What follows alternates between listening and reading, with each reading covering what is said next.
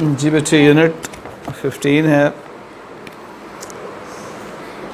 इसमें जो टॉपिक आपको करने हैं discrete energy level of hydrogen atom है। इसके अलावा इसके डिफरेंट सीरीज़ हैं जिनमें लेमन सीरीज़, बाल्मर, पैस्टन ब्रैकेट, वो सीरीज़ भी हमने देखनी है और कुछ एनर्जी के बारे में भी देखना है। उसके बाद एक्स-रे है, ये भी चैप्टर नंबर 18 से है। ये दो टॉपिक चैप्टर 19 के हैं। तो ऐसा करते हैं, चैप्टर 18 अलग पढ़ लेते हैं, उसका टेस्ट अलग ले लेंगे और चैप्टर नंबर 19 को अलग टेस्ट लेंगे।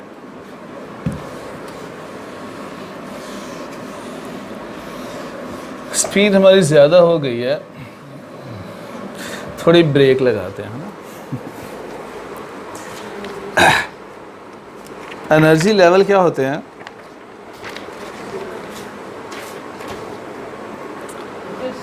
हाइड्रोजन है, तमाम एलिमेंट में सबसे सिंपल भी हाइड्रोजन है।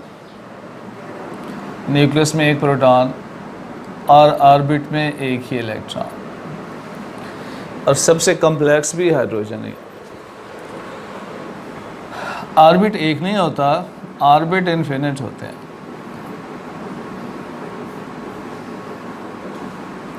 ठीक है, इलेक्ट्रॉन एक ही है मगर उसके नंबर ऑफ ऑर्बिट ज़्यादा होते हैं। ये एनर्जी लेवल फर्स्ट है, इसको E1 कह दें, E2, E3, E4, E5, E6 up to so on। ये डिफरेंट एनर्जी लेवल हैं, KL, MN, OP, QR, ST, UV, WX कितने होते हैं? इन्फिनिटी। तो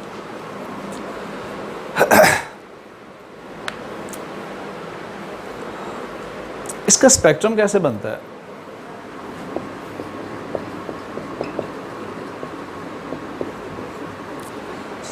स्पेक्ट्रम क्या होता है? वो वेवलेंथ जो हाइड्रोजन ऑब्जर्व करता है या इमिट करता है, उस सेट ऑफ वेवलेंथ को स्पेक्ट्रम कहते हैं। Set of wavelength.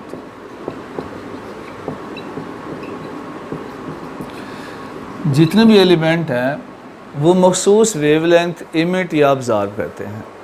ठीक है, अगर आप इस इलेक्ट्रॉन को एक्साइट करना चाहते हैं तो उसको एनर्जी देनी पड़ेगी। E1 से E2 पे लेके जाना चाहते हैं तो आपको एनर्जी दरकार है, एक वेवलेंथ दरकार है, एक ख़ास वेवलेंथ की एनर्जी दरकार है। इसी तरह उसको आप नेक्स्ट ऑर्बिट में लेके जाना चाहते हैं तब एक वेवलेंथ दरकार है, नेक्स्ट में लेके जाना चाहते हैं एक और वेवलेंथ दरकार है। फ़र्ज़ करें पहले ऑर्बिट की एनर्जी कोई भी रख लें 10 है, सेकेंड ऑर्बिट की एनर्जी मैं इसको इंक्रीज़ कर रहा हूँ 13 है, नेक्स्ट की एनर्जी फ़र्ज़ करें 18 है।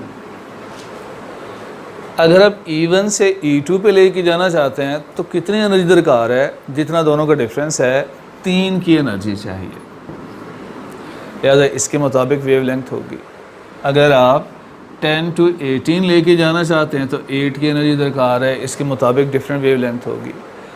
अगर आप एनर्जी 5 दे दें इस इलेक्ट्रॉन को जो कि 10 में है, एनर्जी 5 दे दें, कहाँ जाएगा?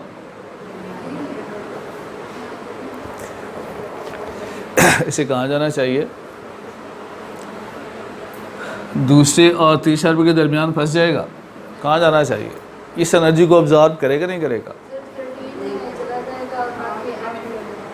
हैं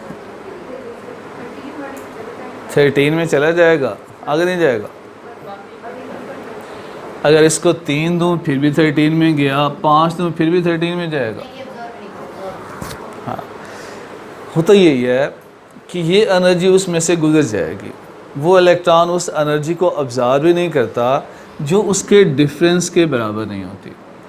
इलेक्ट्रॉन सिर्फ वही एनर्जी ऑब्जर्व करता है जो ऑर्बिट के डिफरेंस के बराबर होती है, लिहाजा वही वेवलेंथ ऑब्जर्व करता है जिसकी एनर्जी ऑर्बिट के डिफरेंस के इक्विवेलेंट होती है। वेवलेंथ और एनर्जी में क्या ताल्लुक होता है? एनर्जी एच एफ के बराबर है और फ्रीक्वेंसी होती है c/λ। तो जब हम मखसूस एनर्जी की बात करते हैं तो मखसूस वेवलेंथ की बात करते हैं। तो एक टिपिकल मखसूस वेवलेंथ इमिट या अब्ज़ॉर्ब हो सकती है। ठीक है, लिहाजा जो ऑर्बिट के डिफरेंस हैं, पहले का सबसे डिफरेंस, दूसरे का सबसे डिफरेंस है, दूसरे का तीसरे से, दूसरे का चौथे से, इसी तरह इनका आपस में, तो जितने भी डिफरेंस हैं एनर्जीज़ के, उनके मुताबिक जितनी सेट ऑफ वेवलेंथ बनती हैं, सिर्फ वही वेवलेंथ ये हाइड्रोजन अब्ज़ॉर्ब करता है, वही उसका स्पेक्ट्रम होता है। तो जब आप स्पेक्ट्रम की बात करते हैं तो वो वेवलेंथ जो हाइड्रोजन इमिट या अब्ज़ॉर्ब कर सकता है, तो वो एक मखसूस होती है। इसलिए जो स्पेक्ट्रम की शक्ल होती है वो तमाम एलिमेंट के लिए डिफरेंट होती है। हर एलिमेंट अपनी मखसूस वेवलेंथ इमिट या अब्ज़ॉर्ब कर सकते हैं। तो इसलिए जो स्पेक्ट्रम होता है ये आइडेंटिफिकेशन टूल है। इसकी मदद से आप किसी भी एलिमेंट को आइडेंटिफाई कर सकते हैं कौन सा एलिमेंट है। अगर एक ट्यूब है, ट्यूब में कोई गैस है, आपको नहीं पता कौन सी गैस है, आप इस गैस को हीटअप कर दें और इससे रेडिएशन इमिट होंगी। उन रेडिएशन का आप स्पेक्ट्रम देखें, उन रेडिएशन का स्पेक्ट्रम देखें, तो स्पेक्ट्रम को देखकर आप बता सकते हैं ये कौन सा एलिमेंट है, कौन सी गैस थी, क्योंकि स्पेक्ट्रम की शेप तमाम एलिमेंट की डिफरेंट होती है। So it is identification tool.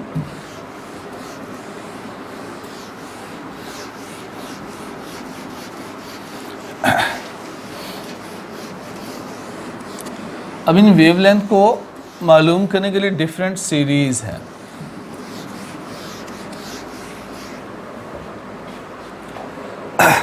First series है जिसको लेमन सीरीज़ कहते हैं। इसका फार्मूला है 1/λ is equal to r 1/1 square minus 1/n square. इसमें r क्या है? रेडबर्ग कांस्टेंट है।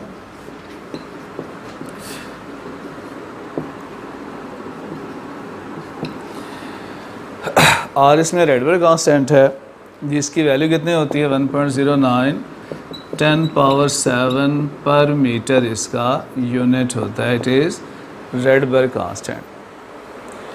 n will start from greater than 1 होता है, तो n will start from 2 3 4 5 up to 7।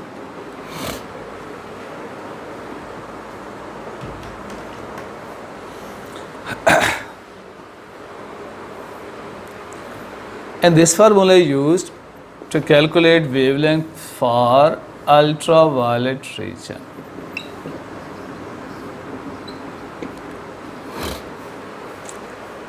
ये किस रीजन के लिए है? अल्ट्रावायलेट के लिए। मतलब क्या हुआ? अगर डिफरेंट ऑर्बिट से इलेक्ट्रॉन कहाँ जंप करें? पहले ऑर्बिट में है, तो जो एनर्जी इमिट होगी, जो वेवलेंथ इमिट होती है, वो हाई एनर्जी की होती है, उसे अल्ट्रावायलेट रीजन में लाई करेगी। क्योंकि जितना ऑर्बिट का डिफरेंस ज़्यादा होगा उतनी ज़्यादा एनर्जेटिक रेडिएशन इमिट होती है। और सबसे ज़्यादा एनर्जी किसकी होती है? लास्ट ऑर्बिट की। एनर्जी की वैल्यू ऐसे जाए तो इंक्रीज होती है। ठीक है, जो एनर्जी का डिफरेंस पहले और दूसरे के दरमियान है, क्या तीसरे और चौथे के दरमियान भी वही है? किसका एनर्जी डिफरेंस ज़्यादा है, पहले और दूसरे का या तीसरे और चौथे का? एनर्जी डिफरेंस किसका ज़्यादा होता है? जो न्यूक्लियस के करीब हैं इनमें एनर्जी डिफरेंस ज़्यादा होता है। जो हम नंबर ऑफ़ ऑर्बिट बढ़ाते जाते हैं एनर्जी का डिफरेंस कम होता जाता है। ठीक है, सो जो फर्स्ट सीरीज़ है ये लेमन सीरीज़ है।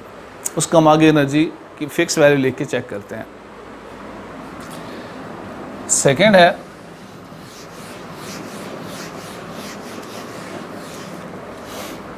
Balmer series.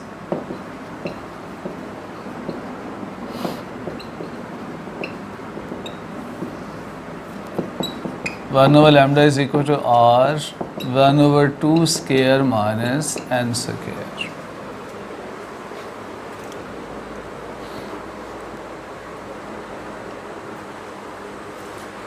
इसमें n कहाँ से स्टार्ट होगा? Greater than 2।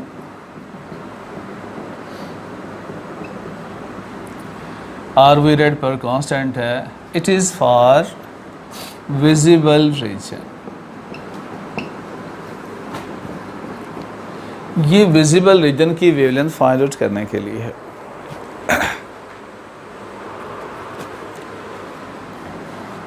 पैशन ब्रैकेट और फंड सीरीज जो है ये तीनों है फॉर इंफ्रारेड। ये तीनों इंफ्रारेड में है। इनके फार्मूले हैं 1 over lambda is equal to R 1/3 square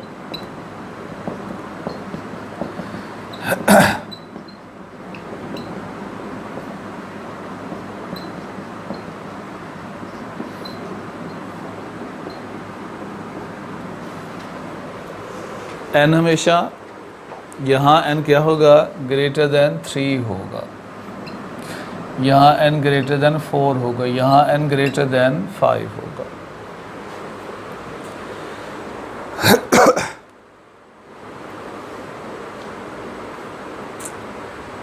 ठीक है।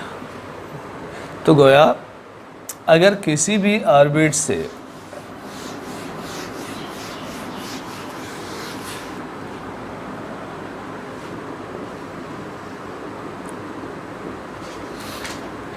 ये फर्स्ट एनर्जी लेवल है,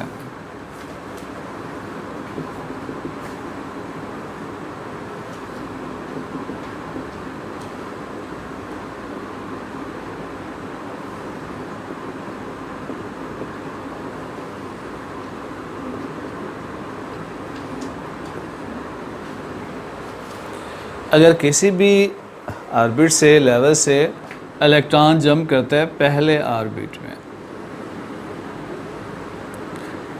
तो ज़्यादा इनर्जेटिक रेडिएशन इमिट होती हैं। ये कौन सी सीरीज़ बन जाती है? Lemon series. अगर ग्राउंड ऑर्बिट 1 है, ठीक है। अगर ग्राउंड ऑर्बिट 2 है, हायर ऑर्बिट से इलेक्ट्रॉन E2 में है, तो ये विजिबल रीजन में लाई करेंगे। ये कौन सी सीरीज़ है? बाल्मर। E3 में है,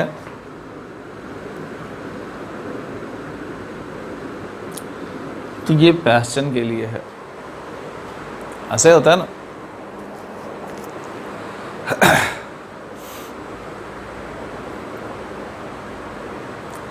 एक सवाल आता है,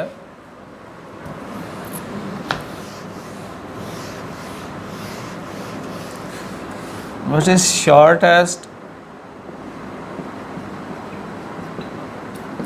वेवलेंथ? ये कौन सा है? बाल्मर की कर लें।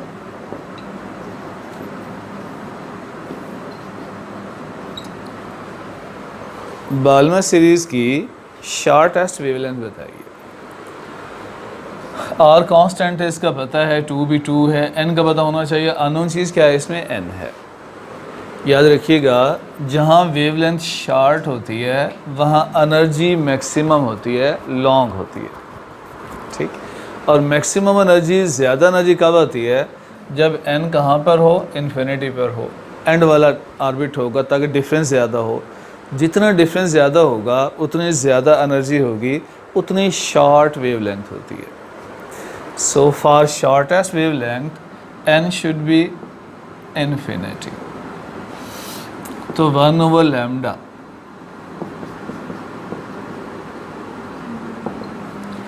r 1/2 स्केयर माइनस 1/इन्फिनिटी का स्केयर। 1 और इन्फिनिटी 0 होता है, सब 0 हो गया, तो ये r/4 बन गया। ये 1 ओवर लैम्डा है। लैम्डा शॉर्टेस्ट क्या होगा? 4/r। अगर इसी का लॉन्गेस्ट वेवलेंथ मालूम करें फिर, फॉर लॉन्गेस्ट वेवलेंथ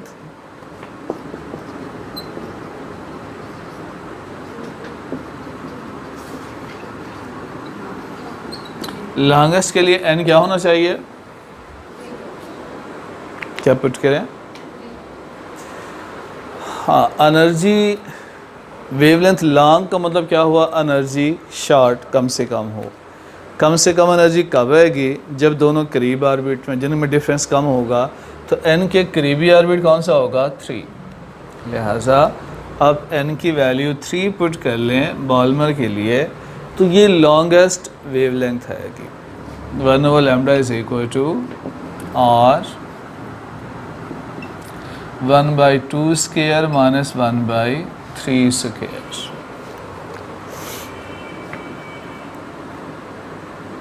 ये लॉन्गेस्ट है।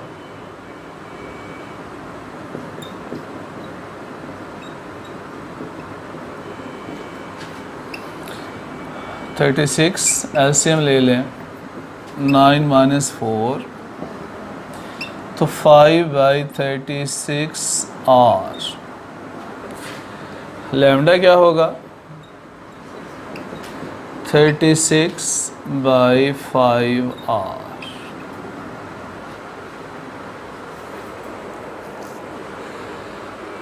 अब सवाल ये आता है कि what is ratio of shortest wavelength to longest wavelength for Balmer series. किसी भी सीरीज़ का पूछेंगे कि शॉर्टेस्ट और लॉन्गेस्ट की रेशियो क्या होती है, तो आपको क्या करना पड़ेगा? दोनों की पहले शॉर्टेस्ट मालूम करें, लॉन्गेस्ट मालूम करें और दोनों की रेशियो बताइए। लॉन्गेस्ट टू शॉर्टेस्ट या शॉर्टेस्ट टू लॉन्गेस्ट, कुछ भी पूछा जा सकता है। जो रेशियो की तरतीब हो, आपने वैल्यूज़ वैसे पुट करनी है।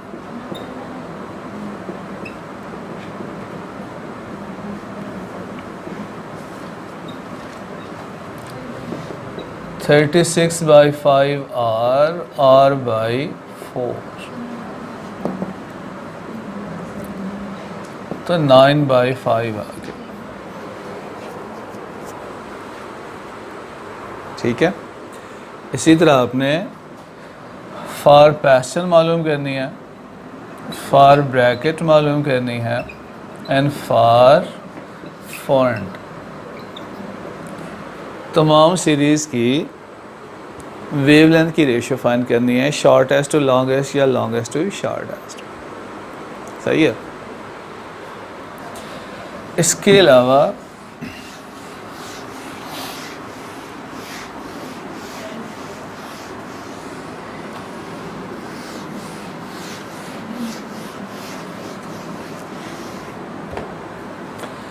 एनर्जी ऑफ हाइड्रोजन एटम ने पढ़ा होगा।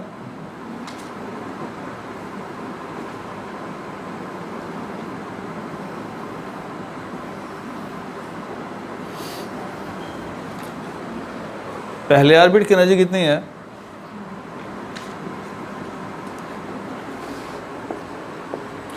एनर्जी का फार्मूला होता है -13.6/n² electron volt. n for 1 पहले ऑर्बिट के लिए 1 पुट कर लें, -13.6 इलेक्ट्रॉन वोल्ट, ये पहले ऑर्बिट की एनर्जी है। सेकेंड के लिए 2 का स्क्वायर 3 पॉइंट कितना हुआ?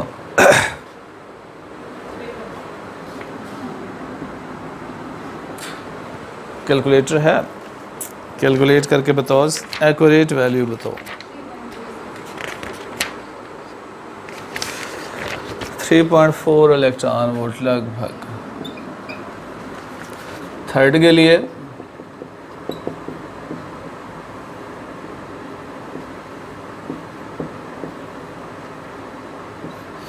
3 का स्क्वायर 9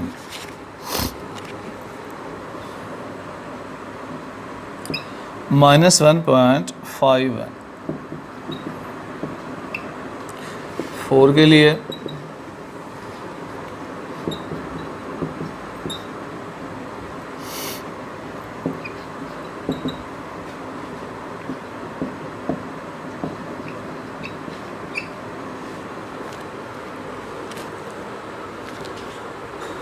फाइव के लिए बताओ।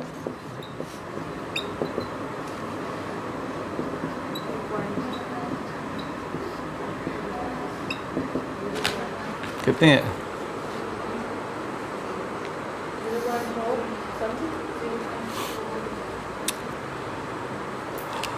चलें फ़र्ज़ करें कुछ ना कुछ है। आप कैलकुलेटर यूज़ नहीं करते ना, अच्छी बात है।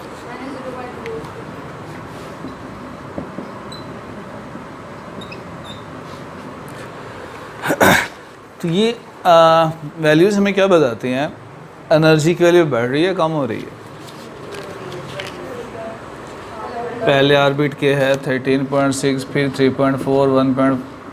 तो क्या बताता है एनर्जी की वैल्यू इंक्रीजिंग है डिक्रीजिंग है? वैसे तो वैल्यू कम हो रही है मगर नेगेटिव की वजह से ये वैल्यू इंक्रीज़ कर रही है। तो पहले ऑर्बिट की एनर्जी -13.6 है, नेक्स्ट की उससे ज़्यादा है, फिर ज़्यादा है।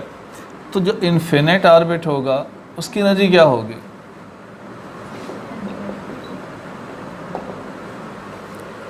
इन्फिनिट ऑर्बिट की एनर्जी क्या होगी? आप n की जगह इन्फिनिटी पुट कर लें, वो फिर ज़ीरो हो जाएगी। तो इन्फिनिट ऑर्बिट की एनर्जी क्या होती है? ज़ीरो होती है। तो एनर्जी की वैल्यू इंक्रीजिंग है। अब अगर आप डिफरेंस देखें पहले और दूसरे ऑर्बिट में, क्या डिफरेंस है एनर्जी का? अगर इलेक्ट्रॉन सेकंड से फर्स्ट में आता है कितनी एनर्जी इमिट होगी, या आप उसको पहले से दूसरे में लेके जाना चाहते हैं, कितना डिफरेंस होगा? दोनों का डिफरेंस E2 - E1 -3.4 -13.6, तो ये लगभग 10.2 इलेक्ट्रॉन वोल्ट आ गया एनर्जी का फ़र्क। तो पहले दोनों ऑर्बिट में डिफरेंस 10.2 है, ठीक है। लेकिन दूसरे और तीसरे में कितना फ़र्क है?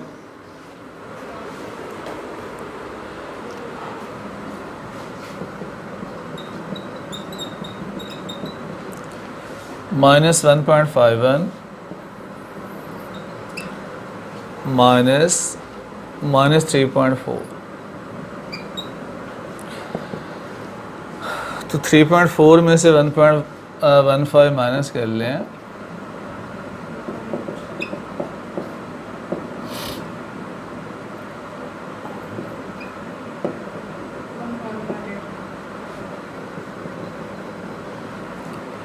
तो रिज़ल्ट क्या निकला? जो जो आप ऊपर को जाते हैं डिफरेंस की वैल्यू कम होती जाती है, ठीक है। फर्स्ट से डिफरेंस ज़्यादा है, ज़्यादा एनर्जी रिक्वायर्ड भी होती है उसको एनालाइज करने के लिए, एक्साइट करने के लिए। और जब फर्स्ट ऑर्बिट में कोई इलेक्ट्रॉन डी एक्साइट होता है तो हायर एनर्जी की रेडिएशन अल्ट्रा वायलेट में लाई करती हैं।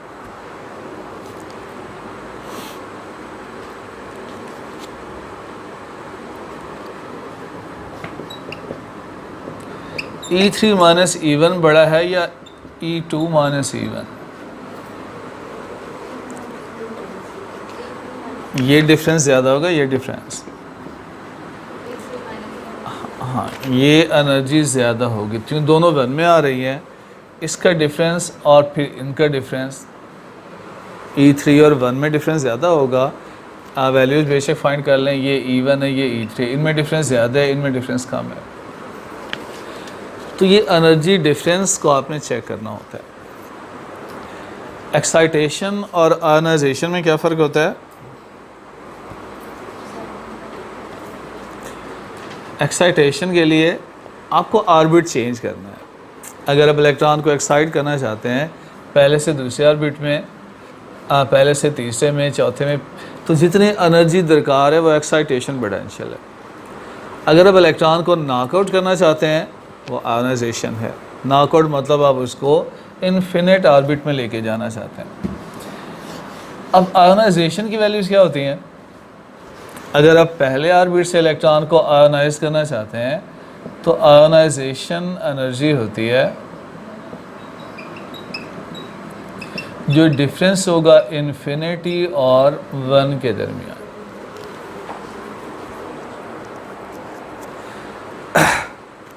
इन्फिनिटी की एनर्जी 0 होती है, -13.6, तो ये +13.6 इलेक्ट्रॉन वोल्ट हो गई।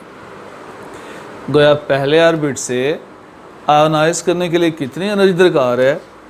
नेगेटिव ऑफ टोटल एनर्जी, उसकी टोटल एनर्जी का नेगेटिव कर लिए, जब नेगेटिव किया तो वो प्लस हो गया। ठीक है, ये फर्स्ट आयोनाइजेशन है। सेकेंड आयोनाइजेशन क्या होगी? E इन्फिनिटी -E2, गोया 0 -3.4, तो ये +3.4 इलेक्ट्रॉन वोल्ट है। अब दो बातें हैं। पहली बात तो ये है, जो जब ऑर्बिट बढ़ाते हैं एनर्जी की वैल्यू बढ़ती जाती है, लेकिन आयोनाइजेशन किसकी ज़्यादा है? जो न्यूक्लियस के ज़्यादा करीब है। इसकी 13.6 है प्लस में, और इसकी कितनी है? 3.4 है। तो इसी का नेगेटिव कर लिया जाए, साइन चेंज कर लें तो वो आयोनाइजेशन होती है। जो न्यूक्लियस के करीब है उसे निकालना ज़्यादा मुश्किल होता है, क्योंकि वो टाइटली बाउंड होता है with the nucleus by electrostatic force of attraction.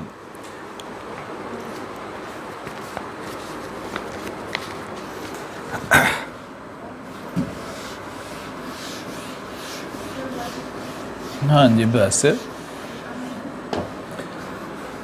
Energy के लिए क्या अगर अब इलास्टिक की वैल्यू मालूम करनी हो किसी भी ऑर्बिट में, तो फार्मूला क्या यूज़ करते हैं? 2.2×10⁶ डिवाइडेड बाई n। n क्या है? नंबर ऑफ ऑर्बिट है। रेडियस मालूम करना हो 0.53 nanometer multiply n square. Different orbit के रेडियस मालूम करते हैं। एनर्जी की वैल्यू मालूम करनी हो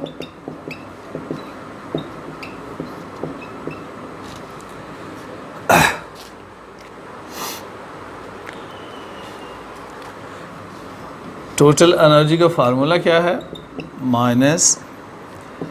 -ke² डिवाइडेड बाई 2rn। के इसमें कांस्टेंट है जो कि 1/4 पाई एप्सिलॉन नॉट था, 9 10 पावर 9। ई charge of electron R radius. Kinetic की वैल्यू कितनी होती है?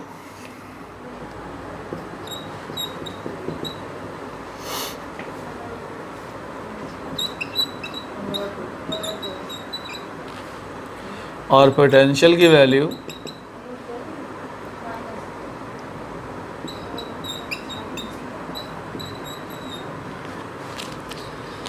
इन तीनों में फ़र्क देखें, इन तीनों में डिफरेंस देखिए। टोटल एनर्जी और काइनेटिक बराबर हैं, साइन का फ़र्क है। सवाल ऐसे आता है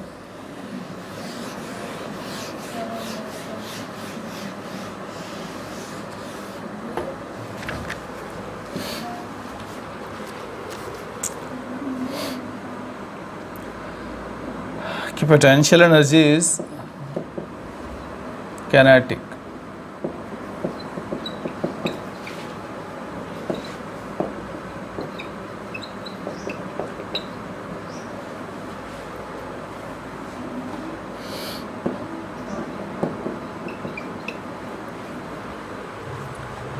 kinetic एनर्जी 10.5 इलेक्ट्रॉन वोल्ट है।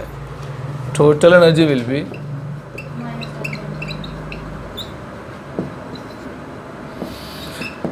-5.5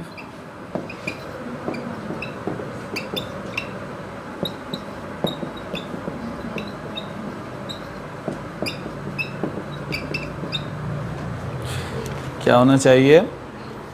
डेल्टा, इनमें जस्ट साइन चेंज किया जाता है।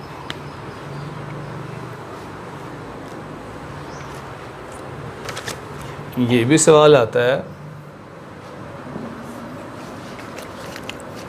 if total energy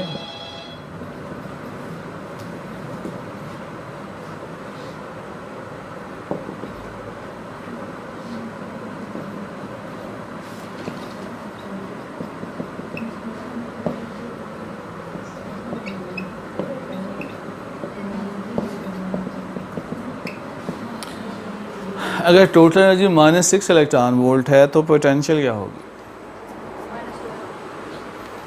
देखा जाए तो जो पोटेंशियल है वो साइन तो सेम है, उससे डबल है। ठीक है, ऑप्शन आपके पास है -6 electron volt, -12 electron volt, +6 electron volt या +12 इलेक्ट्रॉन वोल्ट।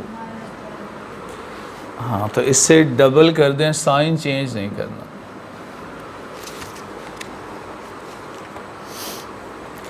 कुछ समझ आई? ये सारा कुछ तो आपको केमिस्ट्री में आता होगा, केमिस्ट्री आपको आती है।